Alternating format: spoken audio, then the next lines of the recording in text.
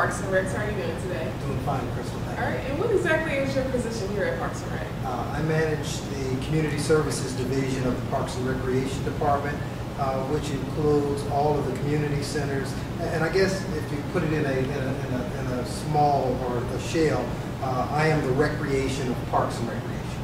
All right. So community centers, aquatics facilities, cultural events, athletic programs, all the sports programs. Those are the things that I oversee. All right. How long have you been here at Parks and Rec? I've worked for the Parks and Recreation Department for 16 years. And just as a little bit of history, Crystal, if I could, talk a little bit about the Parks and Recreation Department, because I think I know that it's one of the more value-added assets or departments within our city. We have more than 213 parks within our system. We have hundreds of miles of parkways and boulevards that the Parks and Recreation Department oversees. We have 10 community centers that provide a variety of programs and activities for the citizens of Kansas City. We have 4 major spray grounds that run throughout the entire summer. We have several major swimming operations or swimming pools that keep our constituents and our young people cool during the summer.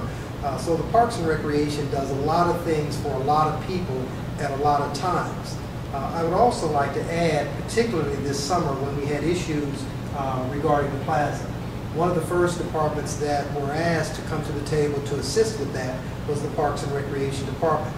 As the manager of community services, we were able to put together in 4 of our community centers several 6 weeks worth of programs for young people to participate. And the reason we did that because the mayor then imposed a curfew for young people. The response was, then what do young people do as a result? So again, we put together a series of programs working with a variety of other agencies, and I'll say particularly agencies like KPRS, who has a very good connection with young people, to put the information out to youth about programs that the Parks and Recreation Department was offering. So what we did was not only provided programs and continue to provide them through September, was to provide a safe place for young people to hang out. Those safe places were for parents to not only embrace, but to bring young people to. So since we've started the program about 3 weeks ago, we've had about 650 young people at 4 of our community centers, the Great Place Community Center, Tony Agate Community Center, Hillcrest Community Center, and Kansas City North Community Center.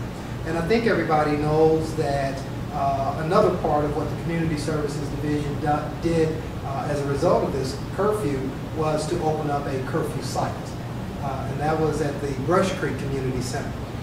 Some people would say that kids, young people, 10 years of age, 11, 12, should not have been at the plaza in the beginning. There's a lot of different takes on that, and my take is that when parents understand that there is a safe place that they can take their young people, whether it's the plaza, Zona Rosa, or any of those places, then they feel comfortable about bringing them there. The unfortunate thing that happened was the shooting, which in some people's minds said, well, kids shouldn't be here anyway. Well, now we have another safe place for young people, and that is our community centers within the Parks and Recreation Department. Okay, when the parents bring their kids to these community centers, what exactly can they find? What kind of games or activities do you provide? We like to think that we know in part what young people like to do. I mean, we've asked young people what they like to do, and a lot of it has to do with video games. A lot of it has to do with music. A lot of it has to do with seeing and being seen. So in all of those 3 areas or 4 areas, we've provided those kinds of opportunities.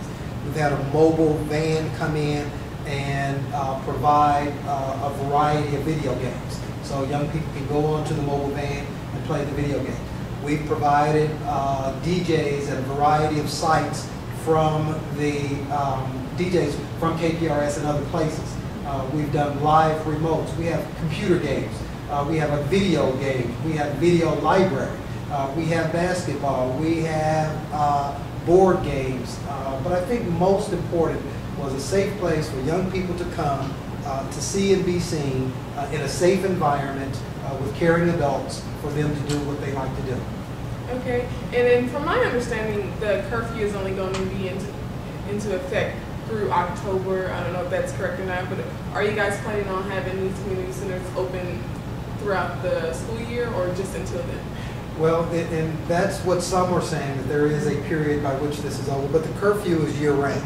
And consequently, we look to open up our community centers on a limited basis year-round as well. So we're again trying to address the needs of our young people, trying to be respectful of businesses and organizations that at some times have conflict with young people. So they get what they want, young people get what they want, and it's a win-win situation.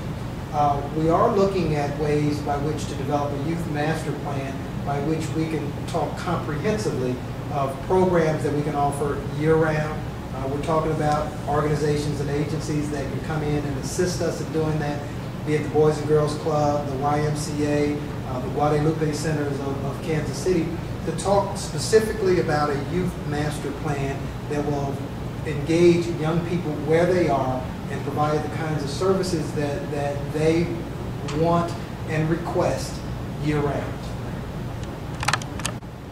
All right, tell us about the turnout that the community has had in the community centers. During the first 3 weeks of the programs that we've offered during the summer months as it relates to the curfew, we've had more than 600 young people participate in the programs that the Parks and Recreation Department has provided. But I think in order for us to do more, it's kind of like doing more with less, then we really have to get support of businesses and private organizations and philanthropic organizations to help us continue to program for young people. And I think everybody here in Kansas City knows that, and you can use the old paraphrase or whatever, that talks about, you know, it takes a village to raise a child. Well, it takes this entire community to do the kinds of things that we're looking to do for young people. So whether it's the clergy, whether it is the other philanthropic organizations, the school district, other youth-serving organizations, we're looking to engage all of the organizations and agencies in Kansas City so that we can continue to do what we feel we do best, and that is provide multiple opportunities for young people here in Kansas City. I'd like to mention also our Mayor's Night Hoops program.